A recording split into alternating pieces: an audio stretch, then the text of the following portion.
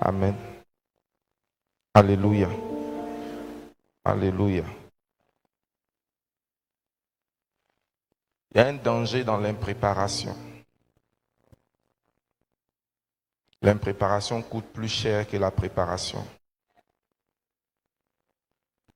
Je veux prendre comme point, je ne sais pas qui a suivi la louange juste après l'intercession. Bon, certains d'entre nous n'étaient pas là. C'était l'étalage et la manifestation de l'impréparation. Vous savez, un groupe de louanges sérieux ou un pasteur sérieux n'improvise pas à un moment important comme la louange et n'aligne pas les chansons selon sa sensibilité. La plupart des gens viennent avec les titres des chansons qui l'alignent après l'autre. L'organiste, le pianiste, sait qu'après telle chanson, c'est une autre qui vient. Dans notre église, nous croyons à la préparation. Aide-moi à dire à quelqu'un, nous croyons à la préparation. Nous croyons à la loi de la préparation. C'est pourquoi nos cultes ne sont pas improvisés. Avant le culte, nous avons un conducteur qui est là. On sait après qui vient. Le message que je vais prêcher aujourd'hui ne vient pas de l'improvisation. Je ne suis pas venu m'asseoir pour dire Seigneur, oh riba papa, ce qui va venir de mon esprit, c'est ce que je vais enseigner. Ça a été préparé pendant toute la semaine, écrit. Ça a été comment?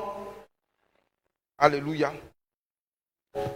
La différence entre le numéro spécial et puis la louange, c'était très suivi. Amen. Amen. Je n'ai pas entendu ton amen. Aide-moi à dire à quelqu'un, c'est dangereux de ne pas être préparé.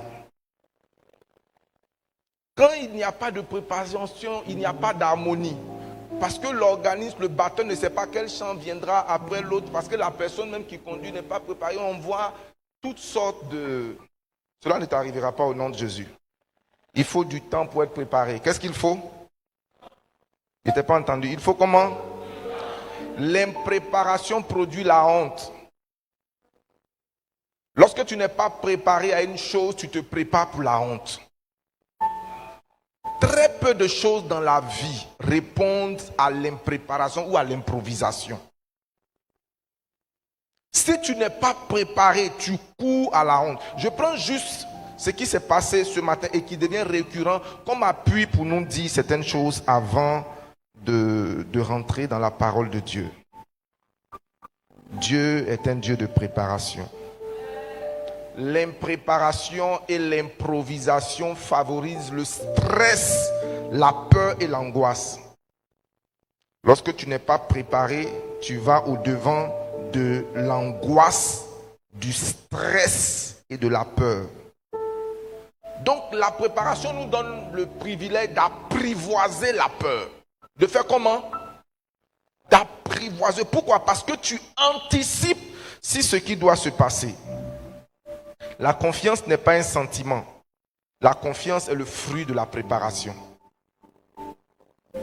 Lorsqu'un élève se retrouve dans une salle de classe, sa confiance vient de sa préparation. Sa confiance vient de quoi? De sa préparation. Que tu sois pasteur, chante, footballeur, tout ce qui demande une scène a besoin de préparation. Vous savez à quel âge Dieu a donné le rêve à Joseph? À 17 ans. Ça s'est manifesté à quel âge? Après 30 ans. C'est quoi la préparation? La préparation, c'est l'ensemble des actions, des ajustements et des développements que l'on entreprend aujourd'hui pour être prêt à accomplir une tâche, une mission, une performance ou quelque chose. Maintenant, pourquoi est-ce que cela nous concerne? La Bible nous recommande dans le livre de Amos 4, le verset 12, il dit « Prépare-toi à la rencontre de ton Dieu ». Donc la qualité d'un culte dépend de toi-même, ta préparation personnelle. Si tu te prépares au moment, tu n'es pas préparé. Si tu te prépares à l'église, tu n'es pas comment?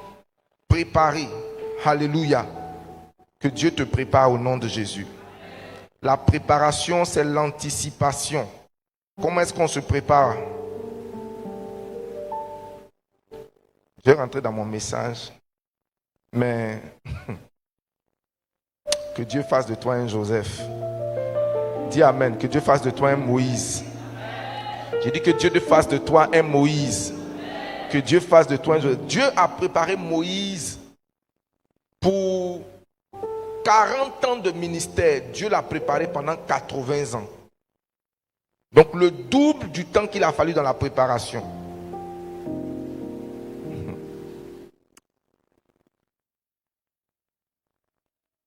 Qui s'est préparé à venir au culte ce matin? Qui s'est réellement préparé? Quelle est la preuve que tu t'es préparé? Il faut d'abord se préparer spirituellement. Comment? En cultivant son cœur. Dis avec moi, je me prépare spirituellement en préparant mon cœur. Donc avant de préparer mes vêtements, je prépare mon cœur. Avant de préparer mon apparence, je prépare mon intérieur. Et comment est-ce que je le fais? Je sais qu'en venant dans la présence de Dieu, en sortant du péché, je ne serai pas béni. Donc à la maison, je regarde en semaine ce que j'ai pu faire qui n'a pas honoré Dieu, quelle décision j'aurais dû prendre que je n'ai pas pris, et je règle ça à la maison avant de venir dans la présence de Dieu. C'est pourquoi la présence de Dieu n'est pas le lieu de la repentance, c'est le lieu de la célébration. Il dit entrer dans ses parvis avec action de grâce. Si tu viens à l'église et que tu commences à te mettre à genoux pour dire Seigneur, je te demande pardon parce que j'ai forniqué, je te demande pardon parce que j'ai menti, je te demande pardon parce que je viens directement de l'autel dans la maison de Dieu. Seigneur, je viens directement de la maison de mon gars avec ici. Seigneur, vraiment pardonne-moi, il faut avoir pitié de moi. Tu es un plaisantin. Tu es un quoi?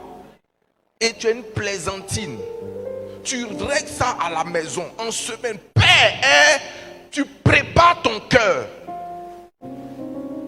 Si tu ne l'as pas fait avant, alors tu es venu à l'église aujourd'hui impréparé. Est-ce qu'il y a une rancune que tu dois abandonner? Tu règles ça à la maison. Il y a une désobéissance que tu dois corriger. Tu te prépares. Donc tu pries avant de venir au culte. Beaucoup de personnes prient pendant le culte, mais la prière que tu fais pendant le culte là, ce n'est pas la préparation, c'est déjà l'action. C'est déjà ce pourquoi tu t'es préparé. Voici une prière simple que je te recommande. Seigneur, je vais à l'église et cette rencontre n'est pas banale. Ma présence à l'église, Seigneur, n'est pas une familiarité, ce n'est pas une banalité.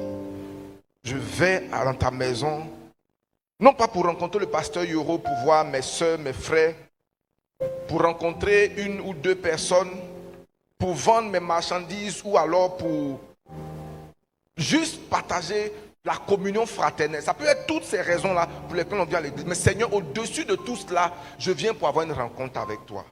Éternel Dieu, s'il y a quelque chose dans ma vie, tu n'as pas besoin de dire s'il y a quelque chose, toi-même tu connais. Seigneur, ça là, aie pitié de moi. Dis Amen bien.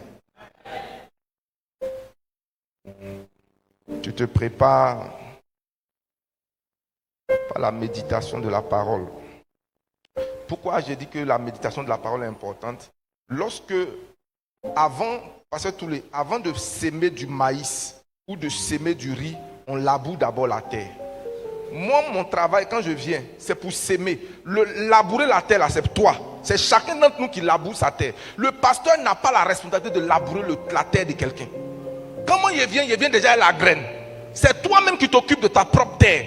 Donc la préparation, c'est labourer sa terre, c'est remuer la terre, remuer les choses pour que Dieu, quand la parole viendra, je ne sois pas en train de dormir, je ne sois pas en train de voyager dans ma tête, je ne sois pas en train de penser à ce qui va se passer, le gaba que je vais manger après le culte, ou bien le problème que j'ai laissé au bureau en semaine. Je ne suis pas en train, parce que c'est pendant que la parole vient que Dieu m'envoie l'orientation. Donc labourer mon cœur dépend de moi. Comment je laboure mon cœur? Par la méditation de la parole de Dieu. Amen. Est-ce qu'on est ensemble? La troisième chose qui montre que tu es préparé au culte se trouve dans 1 Corinthiens chapitre 16, verset 2. 1 Corinthiens chapitre 16, 1 Corinthiens 16. 1 Corinthiens 16. Verset 2. Est-ce qu'on peut lire ensemble? 1, 2 et 3. Que quel jour? Le matin à l'entrée de l'église. Pendant que tu es assis à l'église. Maman Fallait, donnez-moi une enveloppe là-bas. Non, je suis en train de partir de monde. Parce que tu n'as pas une enveloppe là-bas. Si c'est une offrande spontanée, tu n'es pas préparé. Sauf si à l'église, il y a quelque chose qui n'était pas prévu. Comme ça, tu peux dire. Mais si tu ne prévois pas, ce n'est pas à l'église que tu viens pour. Il dit, allons-y, il dit que chacun de vous, le premier jour de la semaine, mette à part. Où ça? Où ça? Où ça? Est-ce qu'il y a un tiroir où il y a tes offrandes? Tu n'es pas sérieux avec Dieu. Tu sais comment j'ai grandi ça avec Dieu?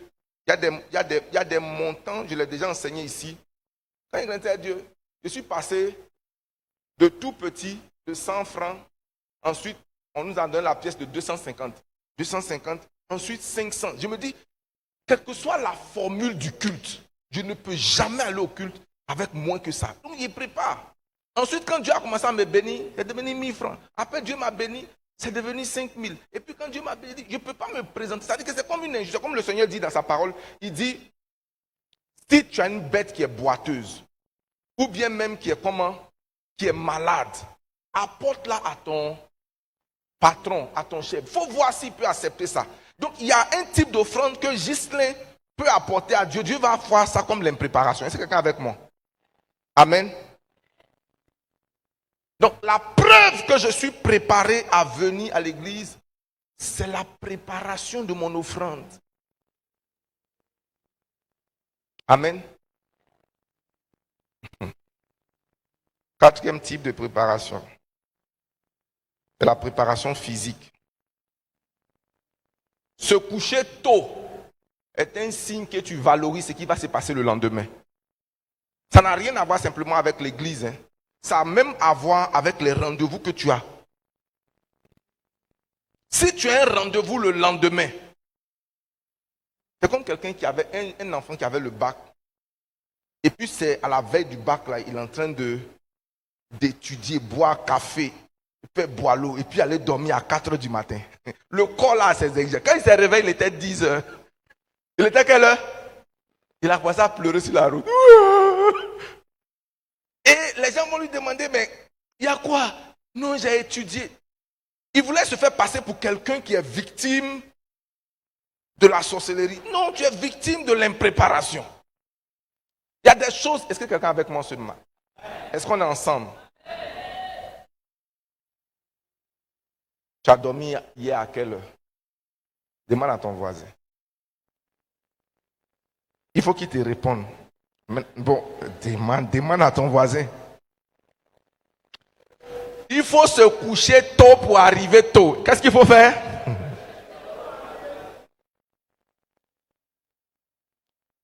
Il faut préparer ses habits. Qu'est-ce que j'ai dit? Est-ce que vous savez que parmi l'une des raisons pour lesquelles les gens viennent en retard ou ne viennent pas au culte sont liées aux habits? Qui est d'accord avec moi? Aux habits. Il y a un habit que tu cherches le dimanche matin, tu ne trouves pas. Et ça met tout le monde mal à l'aise. Tu commences à crier partout. Pourquoi? Parce que tu n'as pas préparé ça la veille. C'est à la veille que tu es allé prendre ton habit chez le blanchisseur. Ta chaussure est cirée. Tu sais ce que tu vas porter exactement demain. Tu sais exactement. Peut-être que vous ne suivez pas ce qui se passe dans l'église. Est-ce que vous savez qu'à l'église, on a un code vestimentaire parmi les pasteurs? Qui a remarqué ça? Les premiers dimanches, on s'habille en costume ou en tenue de ville. Ce matin, je voulais porter boubou, 3 pièces. Je disais, ok, je suis le pasteur principal, c'est moi le papa. Mais j'ai mis ça de côté. Parce que je voulais honorer le style, le code vestimentaire. Dimanche prochain, c'est unique. Maintenant, le troisième dimanche, c'est la liberté. Chacun a la liberté. Le dernier dimanche, c'est traditionnel. Il y a un code. Donc, on se porte pas t-shirt. Maintenant, les cultes de semaine, il n'y a pas un code. On dit, bon, tu peux porter ce que tu veux. Mais les dimanches, si vous remarquez, un premier dimanche, quelqu'un qui n'est pas habillé, comme notre code le demande, est en déphasage. Donc, toi également, l'une des preuves que tu viens dans la maison de Dieu, souvent quand il te voit habillé, un jean pété pour venir à l'église un dimanche, on sent que tu n'es pas prêt. Qui est d'accord avec moi?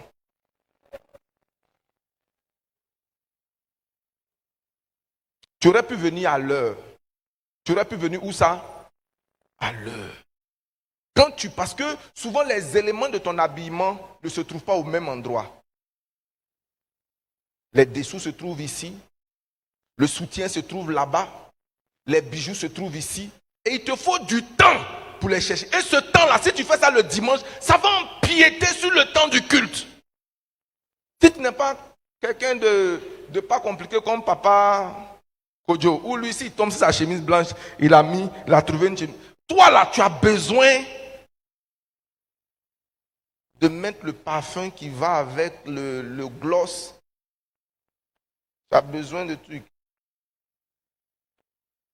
Est-ce qu'on est ensemble? Et dis, est-ce qu'on est ensemble? Prépare-toi à la rencontre de ton Dieu. Et que les bénéfices de la préparation se manifestent toujours dans ta vie. Le succès, c'est lorsque la préparation rencontre l'opportunité. Le succès, c'est lorsque tu es préparé à assumer quelque chose. Tu fais ta part. Et puis Dieu également fait comment? Sa part. Il faut éviter dans ta vie de vivre dans l'impréparation et même dans l'anticipation. Tu t'attends à recevoir quelqu'un chez toi à la maison, prépare-toi. Tu t'en vas rencontrer quelqu'un, prépare-toi. Tu dois faire un entretien d'embauche, prépare-toi. Tu t'en vas parler, comment on appelle ça, à l'ambassade, prépare-toi. Prépare-toi. Prépare-toi. Souvent ton habillement peut te, comment on appelle ça, te disqualifier. Tu rentres, la personne dit, ok, merci, c'est quoi votre nom? Allez-y, l'interview est terminée. Tu dis, mais qu'est-ce qui s'est passé? On a vu dans ta manière d'habiller que tu n'es pas sérieux. Et souvent, tu arrives à un entretien d'embauche, on ne te pose même pas des questions sur ce qu'il faut. On commence à te poser des questions pour voir un peu ta culture générale, ton état d'esprit. On va commencer à te poser des questions. On va te poser des questions sur ta tenue. Est-ce que vous savez même qu'il y a des gens qui ont été annulés depuis la salle de réception? La caméra la regarde comment tu te comportes, comment tu t'assois. Il y a quelqu'un qui te regarde, on regarde tes manières. Tu ne vas pas arriver devant le conseil et puis on te poser question. Tu es assis là, tu es là, enfin, croiser les pieds c'est une bonne chose, mais tu es là, quand on te regarde, on dit, non, 1, 2, 3, cette personne-là, enlevez-la dedans. On dit, non, elle est recommandée par le petit frère de... Non, on ne peut pas accepter une personne comme ça. On ne peut pas accepter une personne comme ça. Quand on regarde, parce qu'il y a des gens, aujourd'hui, dans les entretiens d'embauche, est-ce que ce que je dis est intéressant pour toi? Forcé, c'est intéressant pour toi. Dans les entretiens d'embauche aujourd'hui, c'est plus les aptitudes humaines que les capacités intellectuelles. Quelle est sa capacité à tenir certaines choses? On te regarde, cette capacité que tu as à sourire, à manger, à faire ci. Que Dieu te bénisse. Tu n'échoueras plus au nom de Jésus. J'ai dit, tu n'échoueras plus au nom de Jésus. Ne te dis pas, advienne ce que pourra. Je vais rencontrer tel client, comment je me prépare? Je vais à tel rendez-vous, comment je me prépare? Bien aimé, la préparation, elle est essentielle. Arrête de vivre dans l'impréparation et dans l'improvisation. Il arrivera dans ta vie des moments d'improvisation, mais compte sur la grâce de Dieu pour pouvoir t'aider. Mais dans la plupart des cas, est-ce que tu es réellement préparé? Nous sommes dans un mois, le mois de la conquête. Les louanges doivent pouvoir s'aligner sur le thème. Préparer le cœur des gens à ceci, à cela. On ne vient pas pour dire, ok, c'est juste un temps que j'ai 20 minutes, il faut que je fasse de l'animation, no matter what, quand on aura terminé. Non. On ne marque pas les esprits, on n'atteint pas des choses exceptionnelles de cette façon-là. Tous ceux qui ont réussi quelque chose de prodigieux, d'exceptionnel, se sont préparés de manière exceptionnelle. Dis Amen bien. Je n'ai pas entendu ton Amen. Je termine avec cette histoire de Michael Jordan, qui jusqu'aujourd'hui, dans les annales du basketball, a été imbattu. Personne n'a atteint les exploits qu'il a atteints. Il a emmené le basketball à un niveau où, en ce temps-là, de la manière dont on parle du football, je ne sais pas s'il y a des gens de ma génération, on regardait basketball. À cause d'une seule personne, on portait Nike Air. Qui a 45 ans? Nike Air, si tu n'as pas Nike Air, tu n'es pas à la mode. À cause d'une personne, Chicago Bulls. Qui a porté Chicago Bulls? C'est ça on portait. À cause de qui? Michael Jordan. Avant lui, qui regardait quelque chose? Aujourd'hui, là, si je te demande de me citer une star de la NBA en ce moment, est-ce que tu peux me dire? C'est passé. Pourquoi? Parce que pendant qu'il était encore étudiant, parce qu'aux États-Unis, il y a sport et études qui vont en même temps, il s'est promis qu'après chaque entraînement, il va faire 500 paniers lui seul. La préparation bat le talent quand le talent ne se prépare pas. Il faut te tenir debout. Est-ce qu'on peut acclamer le Seigneur pour celui-là? Acclamons le Seigneur.